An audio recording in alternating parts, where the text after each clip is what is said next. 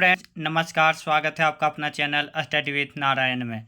दोस्तों आज हम लोग जेएसएससी पेपर 3 का जो सीरीज चल रहा है उसका हम लोग सेट 3 लेको आए हैं, जिसमें कि जेपीएससी में जो हाल फिलहाल में एग्ज़ाम हुआ था उसमें प्रीवियस ईयर में जो पूछा हुआ है जेपीएससी का, साथ में कुछ क्वेश्चन बीपीएससी का प्रीवियस ईयर जो था उससे भी इंक्लूड किया गया है। और मैथ का जो क्वेश्चन है वह नगर पालिका में जो एग्ज़ाम हुआ था 2023 वो 20 क्वेश्चन वहाँ से लिया गया है।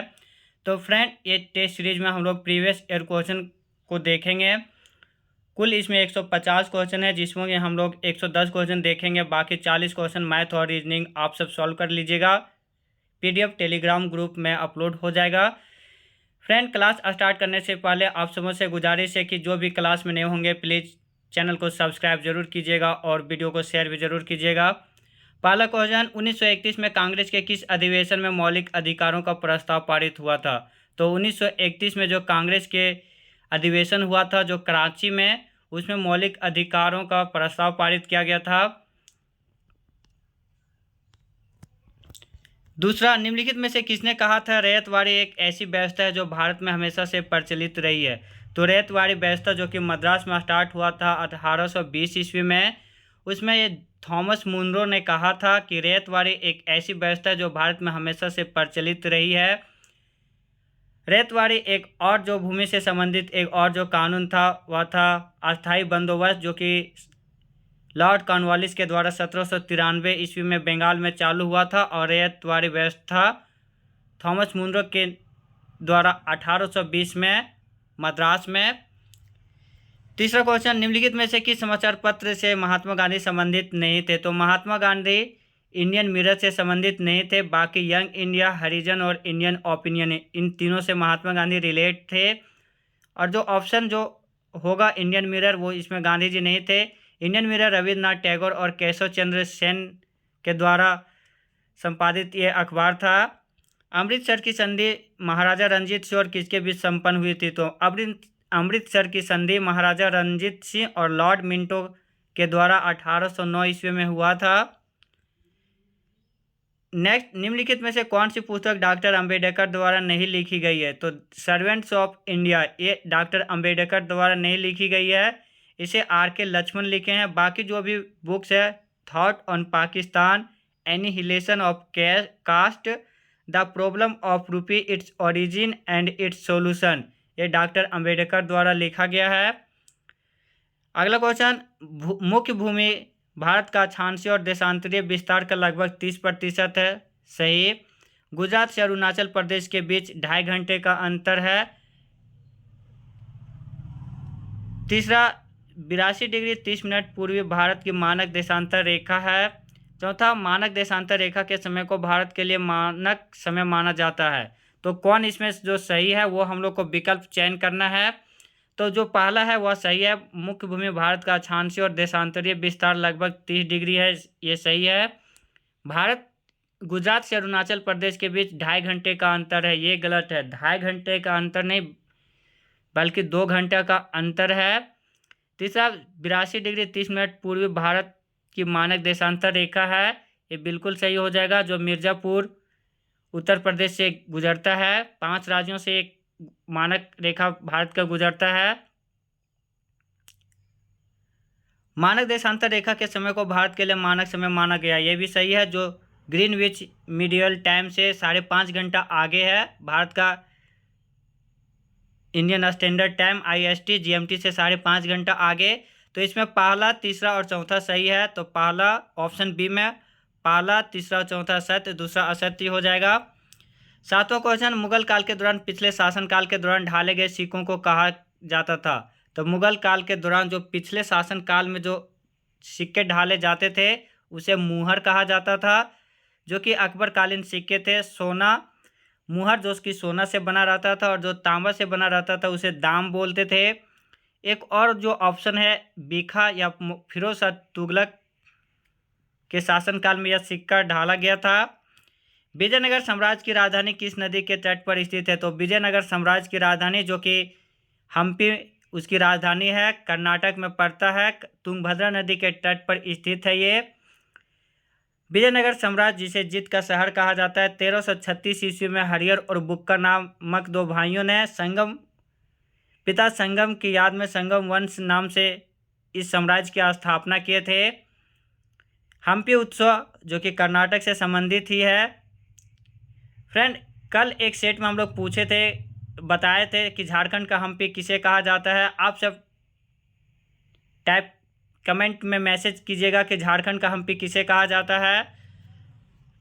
9वां क्वेश्चन 8वां हो गया था। अब अगला हम लोग देखेंगे, निम्न में से कौन जहांगीर के समय का चित्रकार नहीं है। तो जहांगीर के समय का जो चित्रकार नहीं है वह है ख्वाजा अब्दुस सम्मत, जो कि हुमायूं और अकबर कालीन चित्रकार है। बाकी जो मंसूर, मनोहर और अबुल हसन ये जहांगीर कालीन चित्रकार हैं। 11वां question, democracy and development in India from socialism to pro business नामक पुस्तक के लेखक कौन है। तो अतुल कोहली लिखे हैं ये। सुशासन के संदर्भ में निम्नलिखित में से कौन सा कथन सत्य नहीं है। तो सुशासन सहभागिता एवं विधि का शासन है, बिल्कुल सही। पारदर्शिता एवं उत्तरदायित्व का शासन है और समता एवं समावेशन का भी शासन है। बल्कि धार्मिकता और भावुकता ये सुशासन के संदर्भ में सही नहीं है। नगर पालिका का सदस्य चुने जाने के लिए कोई व्यक्ति कितने साल की आयु के लिए उपयुक्त होगा। तो 21 साल की आयु पर। प्रभावती गुप्त शासिका थी। तो प्रभावती गुप्त वाकाटक वंश की शासिका थी। प्रभावती गुप्त जो कि चंद्रगुप्त विक्रमादित्य की पुत्री थी, यानी गुप्त वंश की जो महान सम्राट थे चंद्रगुप्त विक्रमादित्य, उसके पुत्री थी प्रभावती गुप्त, जिसका शादी हुआ था वाकाटक वंश के रुद्रसेन द्वितीय से। जब रुद्रसेन द्वितीय की मृत्यु होती है तो प्रभावती गुप्त वाकाटक वंश की शासिका बनती है। अगला, संगम ग्रंथ तोलकाप्पियम का कार्य क्या है। तो संगम ग्रंथ जो तोलकाप्पियम है वह व्याकरण ग्रंथ है। मुगल मनसबदारी व्यवस्था के सुचारू संचालन के लिए कौन जिम्मेदारी होता था। उत्तरदायी जो था वह मीर बख्शी। मुगल मनसबदारी व्यवस्था के सुचारू संचालन के लिए जो उत्तरदायी था वह था मीर बख्शी। अब विचार करना है फिर हम लोग को कौन सत्य है वो देखना है। कर्क रेखा भारत को 2 हिस्सों में बांटता है, सही। कर्क रेखा जो कि 23.5 डिग्री नॉर्थ भारत को 2 भागों में बांटता है, जो कि 8 राज्यों से होकर गुजरता है। इसका शॉर्ट ट्रिक होता है मित्र पर गमछा झाड़। मिजोरम, त्रिपुरा, राजस्थान, गुजरात, मध्य प्रदेश, छत्तीसगढ़, झारखंड और पश्चिम बंगाल, और त्रिपुरा भी होगा। तो पहला और चौथा सही है, बाकी दूसरा और तीसरा इसका सही नहीं है। पहला कर्क रेखा भारत को 2 हिस्सों में बांटता है, बिल्कुल सही। भारत में सबसे पूर्वी और सबसे पश्चिमी बिंदुओं को जोड़ने वाली रेखा कर्क रेखा के उत्तर में स्थित है। तो 1 और 4 हो जाएगा इसका आंसर। अगला, निम्नलिखित में से कौन सा राज्य बांग्लादेश और म्यांमार के साथ सीमा साझा करता है। तो मिजोरम राज्य बांग्लादेश और म्यांमार के साथ सीमा साझा करता है। उत्तर से दक्षिण पश्चिमी घाटों के स्थानीय तौर पर जाना जाता है। तो पश्चिमी घाट जो कि सह्याद्री, मेनली सह्याद्री हिल्स से जाना जाता है ये भी। तो उत्तर से दक्षिण पहला आएगा सह्याद्री हिल्स, फिर नीलगिरी, फिर अन्नामलाई और फिर कार्डेमम हिल्स। दक्षिण भारत का सबसे अंतिम जो चोटी है सबसे वह है कार्डेमम हिल्स। इसे इलायची का पहाड़ी भी बोला जाता है, जो कि केरल में है। नीलगिरी तमिलनाडु में है। अन्नामलाई केरल और तमिलनाडु के बीच में है।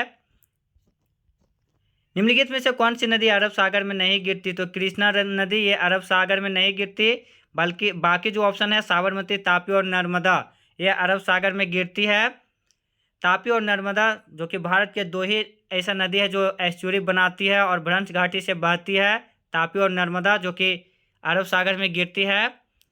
आम्रवर्षा भारत के निम्न में से किन राज्यों में सामान्य घटना है। तो केरल और कर्नाटक, जिसके कारण इन राज्यों में मैंगो शावर होता है। आम्रवर्षा केरल और कर्नाटक राज्य की एक घटना। विचार करना है, भारत में बाघ परियोजना 1 अप्रैल 1973 में चालू की गई थी, सही है। वर्ष 2022 में राष्ट्रीय जैव विविधता दिवस मनाया गया, जिसकी विषय वस्तु था सभी जीवन के लिए एक साझा भविष्य का निर्माण। तो राष्ट्रीय जैव विविधता दिवस जो कि 22 मई को मनाया जाता है, जैव विविधता दिवस। बाघ परियोजना बाघों को संरक्षित करने का एक कार्यक्रम है, ये भी सही है। इंदिरा गांधी के कार्यकाल में 1973 में चालू किया गया था बाघ परियोजना। तो 1, 2 और 3 तीनों सही है। फ्रेंड, आप सब कमेंट बॉक्स में टाइप कीजिएगा कि अभी वर्तमान में भारत में कितने राष्ट्रीय बाघ आरक्ष्य है, यानी कितने बाघ परियोजना कितने बाघ अभयारण्य है अभी भारत में वो। अगला, करेवा किस प्रकार की खेती के लिए प्रसिद्ध है? करेवा तो जो कि केसर की खेती के लिए प्रसिद्ध है। यह झीलों के जमा और निक्षेप से बनता है। भारत का कौन सा राज्य थोरियम उत्पादन में अग्रणी है? तो थोरियम उत्पादन में जो अग्रणी राज्य है वह है केरल। मध्य प्रदेश हीरा हो जाएगा, पन्ना जो इसे हीरा निकाला जाता है। झारखंड कोयला में भारत का अग्रणी राज्य है। बिहार वेस्ट बंगाल के बाद जूट उत्पादन में अग्रणी राज्य है। भारतीय राष्ट्रीय ध्वज के प्रारूप को किस दिन स्वीकार किया गया था? तो 22 जुलाई 1947 को। पिंगली बैंकिया जो कि इनके डिजाइन के थे भारतीय राष्ट्रीय ध्वज को।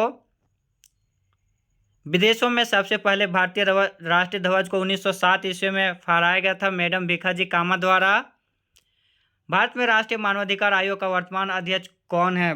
फ्रेंड, अभी राष्ट्रीय मानवाधिकार आयोग का जो वर्तमान अध्यक्ष है वह है अरुण कुमार मिश्रा। राष्ट्रीय आपदा प्रबंधन प्राधिकरण का गठन कब हुआ था? तो राष्ट्रीय आपदा प्रबंधन नेशनल डिजास्टर मैनेजमेंट अथॉरिटी का गठन 2005 में हुआ था, जिसमें कुल 9 सदस्य होते हैं इसमें। और इसमें जो इसका जो हेड क्वार्टर है वह है नई दिल्ली। भारत में वायु परिवहन कब प्रारंभ हुआ था? 1911 में इलाहाबाद और नैनी के बीच में। फ्रेंड, ये अभी हम लोग जनरल जीएस देखे थे, अब साइंस का देखेंगे। अंग्रेजों का झारखंड में अब हम लोग देखेंगे झारखंड का 40 क्वेश्चन। अभी शुरू में हम लोग देखे जनरल जीएस का 30 क्वेश्चन। झारखंड में अंग्रेजों का प्रवेश हुआ था सिंहभूम में, जो 1767 ईस्वी में हुआ था सिंहभूम से। भूमिज विद्रोह का नेता कौन था? तो भूमिज विद्रोह का नेता था गंगा नारायण, जो कि भूमिज विद्रोह 1832 और 33 के बीच हुआ था। बाकी जो ऑप्शन है वो भी हम लोग जान लेते हैं। भागीरथ मांझी जो कि खरवार विद्रोह का नेता थे, 1874 में हुआ था। दुबिया गोसाई ये भी खरवार विद्रोह का नेता थे। जत्रा भगत टाना भगत आंदोलन के नेता थे, जो कि गुमला से यह आंदोलन शुरू हुआ था 1914 में। अगला, आदिवासियों का निवास स्थान टंडा के नाम से जाना जाता है। तो बिरहोर आदिवासियों का निवास स्थल टंडा के नाम से जाना जाता है। किस आदिवासी में विधवा पुनर्विवाह को मयारी कहते हैं? तो कोरवा आदिवासी में विधवा पुनर्विवाह को मयारी कहते हैं। धूम कुरिया क्या है? तो धूम कुरिया युवा गृह है उरांव जनजाति का। निम्नलिखित में से किस पर्व से पहाड़ी खड़िया की आर्थिक स्थिति उजागर होती है? तो फागो पर्व से पहाड़ी खड़िया की आर्थिक स्थिति उजागर होती है। पालकोट की गुफाएं कहाँ स्थित है? पालकोट की गुफाएं जो कि है गुमला में। अगर हजारीबाग में पूछा जाए तो हजारीबाग में इसको गुफा है। सूरजकुंड जो कि भारत में सबसे गर्म स्थल है, गर्म कुंड है सूरजकुंड, 88 डिग्री सेल्सियस जिसका तापमान है, यह भी हजारीबाग में स्थित है। इसे हजार बागों का शहर कहा जाता है। गुमला में अल्बर्ट एक्का स्टेडियम स्थित है। लोहरदगा में ग्रेफाइट बहुत ज़्यादा पाया जाता है इसमें। रांची झरनों का शहर, झारखंड का शिमला के नाम से भी जाना जाता है। लोहा गलाना किस आदिवासियों का एक पारंपरिक पैसा रहा है? तो असुर आदिवासी का लोहा गलाना एक पारंपरिक पैसा रहा है।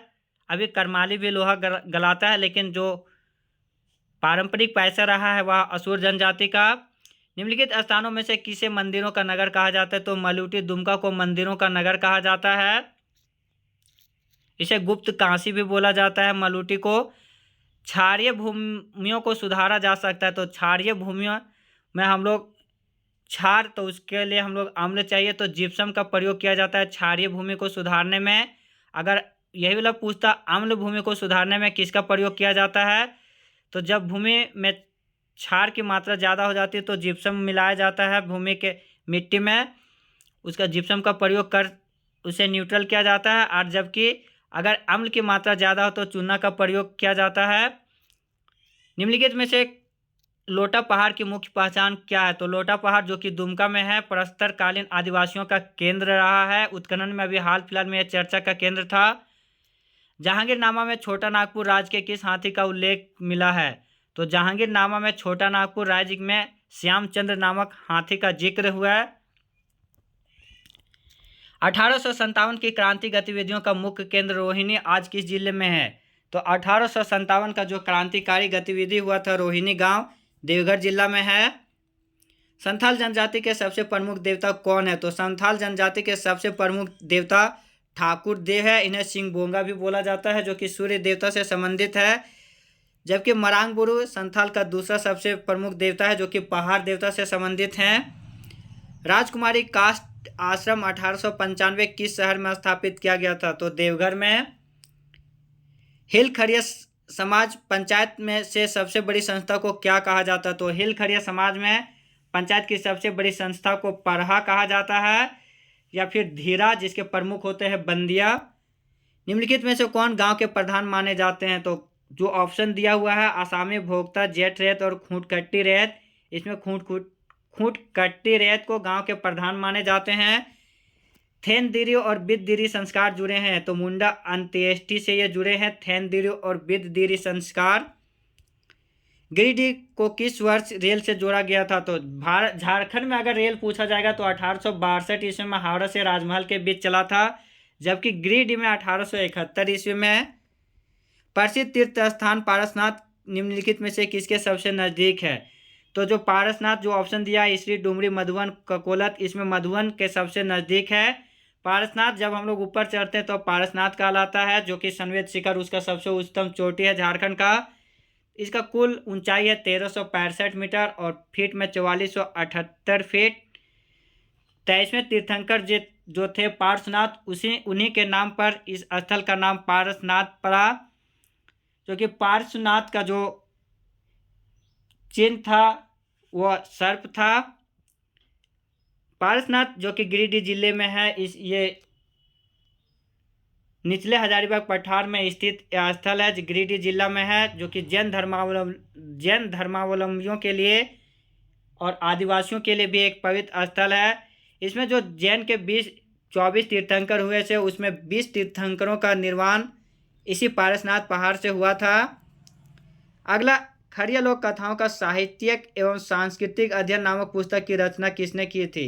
तो रोज करकेट्टा खड़िया लोक कथाओं का सांस्कृतिक और साहित्यिक जो अध्ययन है वो लिखे थे।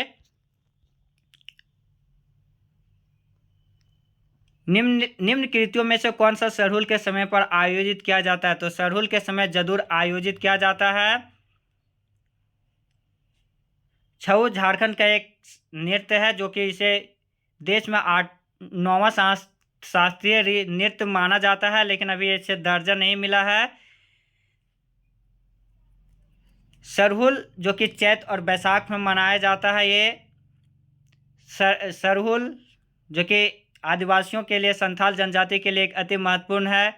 इसे मुंडा में बा पर्व कहा जाता है, संथाल में बाहा, कुरुक भाषा में इसे खद्दी और खड़िया भाषा में इसे जाड़कोर कहा जाता है। आदिवासियों का एक प्रमुख त्यौहार जो कि सरे फूल से संबंधित है, ये सरना स्थल में इनका पूजा किया जाता है। सामान्यतः विवाह के अवसर पर गाया जाने वाला एक लोक संगीत क्या है? तो डोमकच, खेमटा, ये सब विवाह के समय गाया जाने वाला लोक संगीत है। बेतला राष्ट्रीय उद्यान किसके लिए संरक्षित है? तो बेतला राष्ट्रीय उद्यान जो कि बाघों के लिए संरक्षित है। फ्रेंड, हम लोग पहले भी कभी कोई क्लास में डिस्कस किए थे कि कोई भी एग्ज़ाम हो, चाहे कोई भी लेवल का हो, मैट्रिक, 12th या फिर ग्रेजुएशन लेवल का, जितना भी प्रीवियस ईयर का क्वेश्चन है, चाहे वह जेपीएससी हो, जेएसएससी हो या सेंट्रल का भी कोई भी एग्ज़ाम, वहाँ से अधिकतर क्वेश्चन कहीं ना कहीं प्रीवियस ईयर क्वेश्चन से ही बेस्ड है। बेतला राष्ट्रीय उद्यान ये भी क्वेश्चन बहुत बार रिपीट कर चुका है, अभी आज तीसरा सेट है। आप सब देखिएगा कि बहुत सारा क्वेश्चन कहीं ना कहीं कोई एग्जाम में पूछा हुआ ही है। झारखंड आपदा प्रबंधन योजना के बारे में हम लोग को जानना है। तो झारखंड आपदा प्रबंधन योजना बुनियादी ढांचे की बहाली और मजबूती की परियोजनाएं शुरू करने से संबंधित है। इनमें से कौन सी JAPCC यानी Jharkhand state action plan on climate change की योजना नहीं है? तो Jharkhand state action plan on climate change की जो योजना संबंधित है वह है विभिन्न क्षेत्रों में जलवायु परिवर्तन जोखिम की पहचान करना, राज्य स्तरीय भेद्यता एवं जोखिम का मानचित्रण करना, जलवायु परिवर्तन शमन के लिए विशिष्ट उपायों का आकलन एवं सम्मान करना, ये तीनों सही है। बल्कि जो नहीं है वह है सभी जिलों में सामाजिक वानिकी शुरू करना। अगला, NAPCC के तहत निम्न जिला का ग्रीन इंडिया मिशन के लिए चुना गया है। तो ग्रीन इंडिया मिशन के लिए जो चुना गया है वह है सरायकेला खरसावां। फ्रेंड, अगर पूछा जाता कि ग्रीन सिटी के रूप में अभी कौन है, तो ये रांची को चुना गया है ग्रीन सिटी, लेकिन ग्रीन इंडिया मिशन के लिए सरायकेला खरसावां। और झारखंड का पहला सोलर सिटी अगर पूछता तो वह होता गिरिडीह।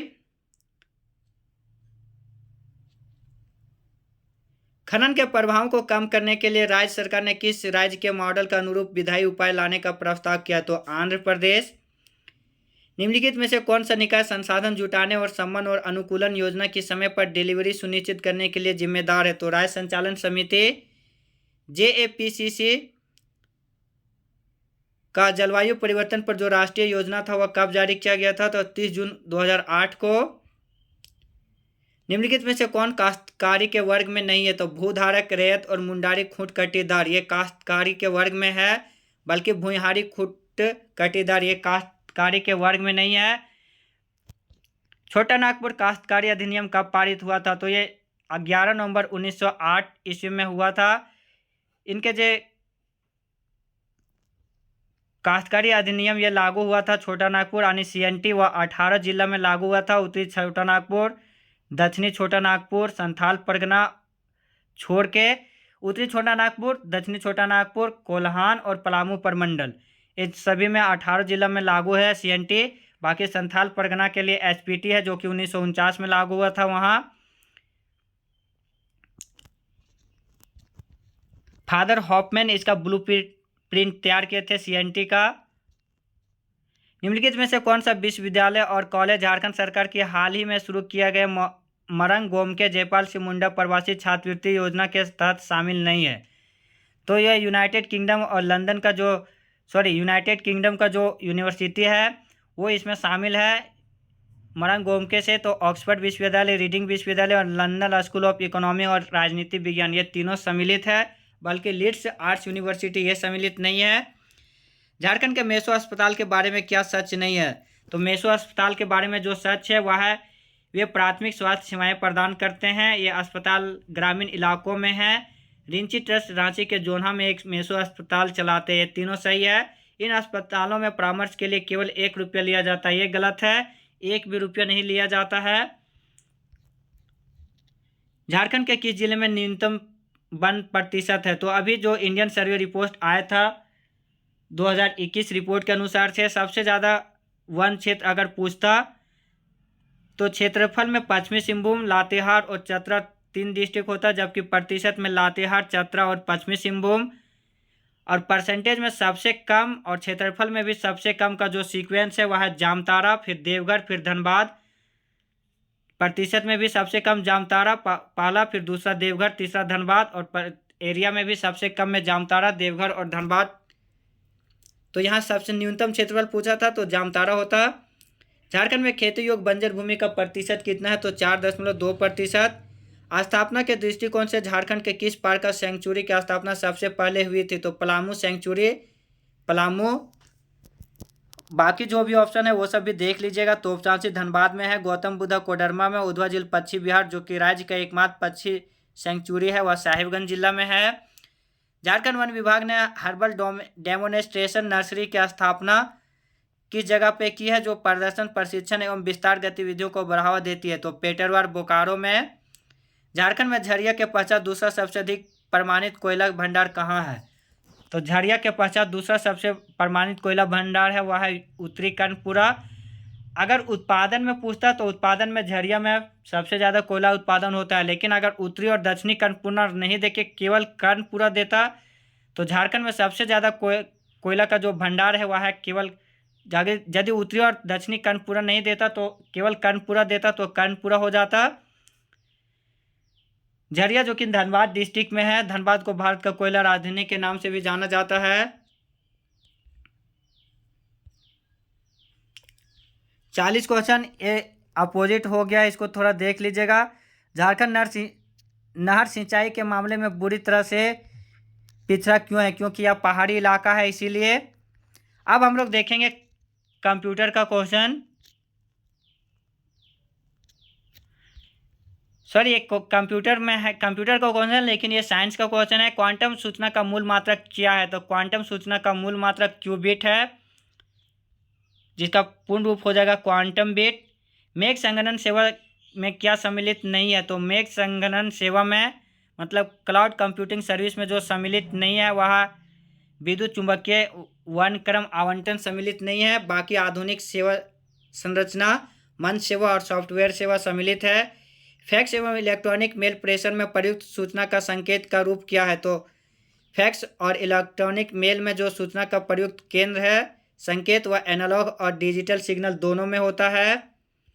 पौधों द्वारा ली जाने वाली नाइट्रोजन का रूप क्या है? तो नाइट्रेट, जो कि लेगुमिनस फैमिली के पौधों में बहुत ज़्यादा पाया जाता है, उनके जड़ों में ये पाया जाता है नाइट्रोजन, उसी से नाइट्रेट के रूप में अवशोषित किया जाता है पेड़ के द्वारा।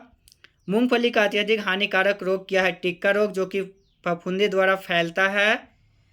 मक्का, आलू, गन्ना और मूंग किस फसल चक्र का उदाहरण है? तो मक्का, आलू, गन्ना और मूंग द्विवर्षीय फसल चक्र का उदाहरण है। मैक्रेनी गेहूं का वानस्पतिक नाम क्या है? तो ट्रिटिकम ड्यूरम। फ्रेंड, यहाँ गेहूं का नहीं पूछा था, अगर गेहूं का पूछता तो ट्रिटिकम एस्टिवम होता, लेकिन यहाँ पे मैक्रोनी गेहूं का पूछा था, जो कि होता है ट्रिटिकम ड्यूरम।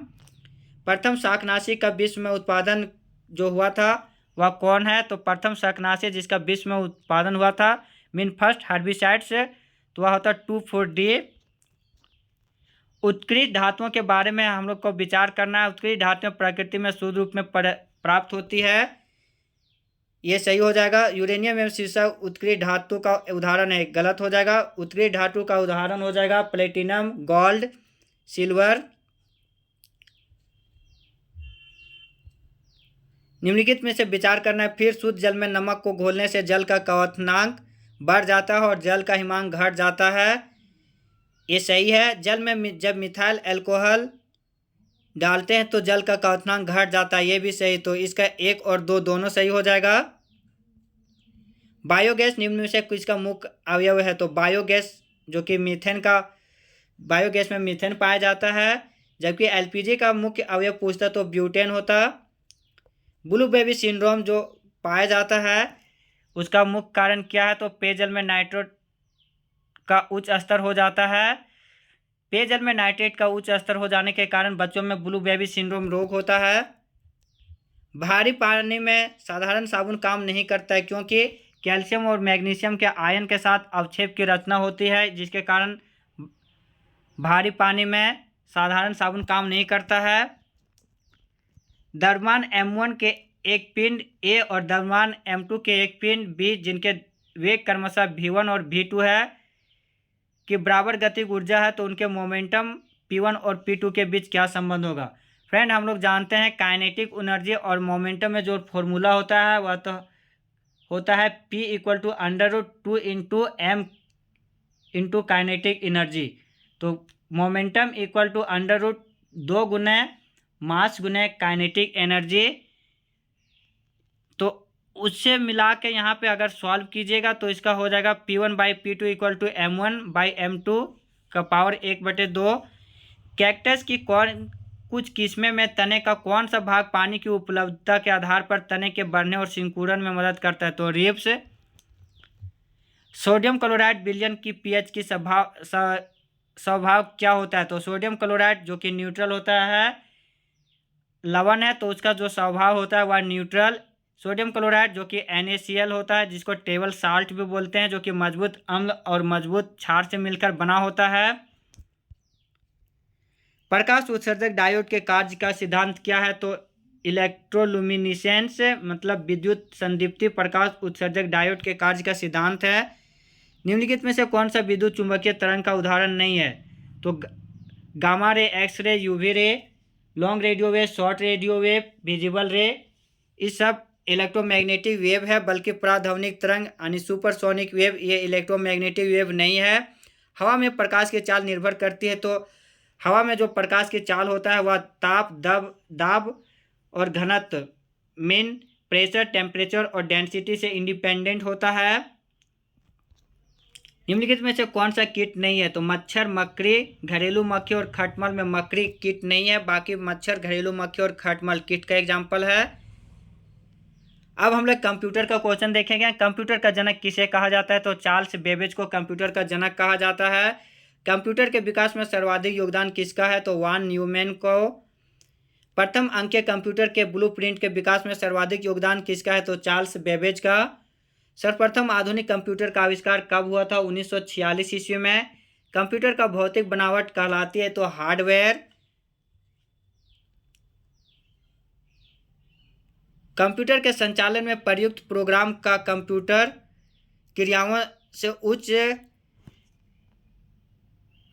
क्रियाओं से संबंधित अन्य लिखित या चिप में दर्ज सामग्री को क्या कहा जाता है? तो सॉफ्टवेयर। कंप्यूटर का नियंत्रण भाग क्या कहलाता है? तो सीपीयू, जिसे कि सेंट्रल प्रोसेसिंग यूनिट होता है। इसे ब्रेन ऑफ कंप्यूटर बोला जाता है। कंप्यूटर के मस्तिष्क को क्या कहा जाता है? अभी हम लोग जिक्र किए थे सीपीयू।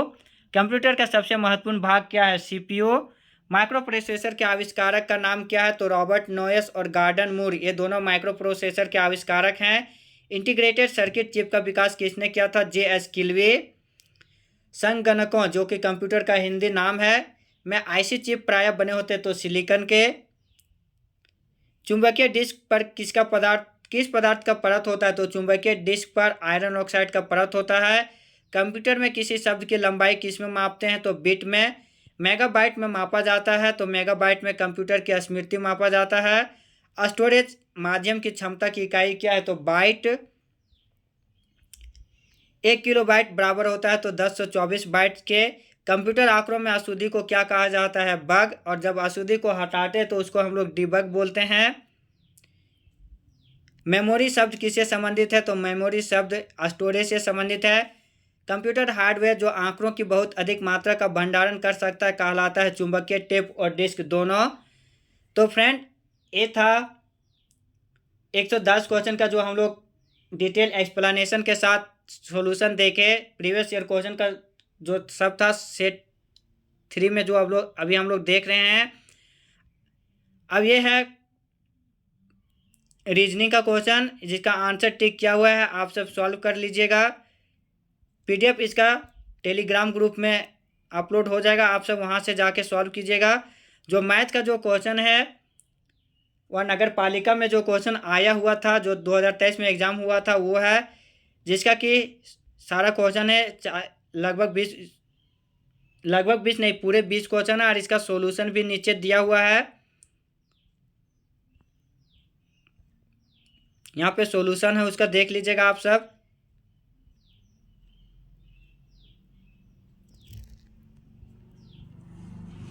तो फ्रेंड, ये था सेट 3 जो कि प्रीवियस ईयर क्वेश्चन पे बेस्ड था। फ्रेंड, मेरा यह प्रयास कैसा लगा प्लीज़ आप सब कमेंट में ज़रूर अपना राय दीजिएगा। और जो भी चैनल में नए होंगे प्लीज़ चैनल को सब्सक्राइब जरूर कीजिएगा और वीडियो का शेयर भी ज़रूर कीजिएगा। साथ में टेलीग्राम ग्रुप में अगर जिन्हें ज्वाइन करना है कुछ भी इन्फॉर्मेशन के लिए, तो डिस्क्रिप्शन में लिंक दिया हुआ है, आप सब वहाँ से ज्वाइन कर लीजिएगा। किन्हीं को स्पेशल झारखंड जीके या झारखंड करंट अफेयर से संबंधित वीडियो या एक अच्छा चैनल का नाम जानना हो तो JSSC पॉइंट एक चैनल है, जहां से आप सब जाके विजिट कर सकते हैं। क्लास को लास्ट तक देखने के लिए धन्यवाद। मिलते हैं नए वीडियो में, तब तक आप सब अपना ध्यान रखिएगा। एक बार फिर से धन्यवाद। जय हिंद।